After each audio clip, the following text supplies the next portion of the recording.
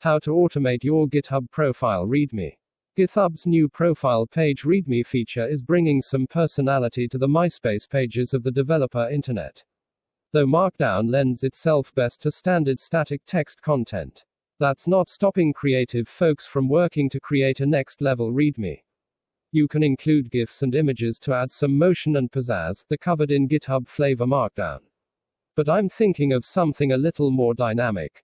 Since it's front and center on your GitHub profile, your README is a great opportunity to let folks know what you're about, what you find important, and to showcase some highlights of your work. You might like to show off your latest repositories, tweets, or blog posts. Keeping it up to date doesn't have to be a pain either. Thanks to continuous delivery tools like GitHub Actions, my current README refreshes itself daily with a link to my latest blog post. Here's how I built a self-updating readme.md with Go and GitHub Actions.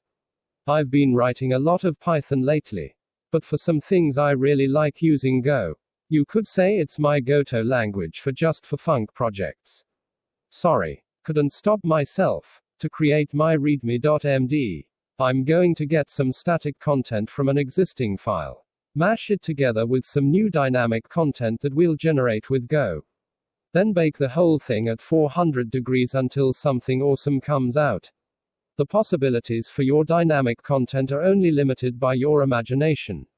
Here, I'll use the github.com/momicdole/go feed package to read the RSS feed from my blog and get the newest post. To join these bits together and produce stringy goodness, we use fmt-sprintf to create a formatted string. Then to create a new file from this mix, we use os-create. There are more things to know about deferring file close, but we don't need to get into those details here. We'll add file sync to ensure our README gets written. You can create a GitHub action workflow that triggers both on a push to your master branch as well as on a daily schedule. Here's a slice of the github/workflows/update.yaml that defines this. To run the Go program that rebuilds our README, we first need a copy of our files. We use actions checkout for that. Finally, we push the updated files back to our repository. Learn more about the variables shown at using variables and secrets in a workflow. Congratulations and welcome to the Cool Kids Club. You now know how to build an auto-updating GitHub profile README. You may now go forth and add all sorts of neat dynamic elements to your page. Just go easy on the GIFs.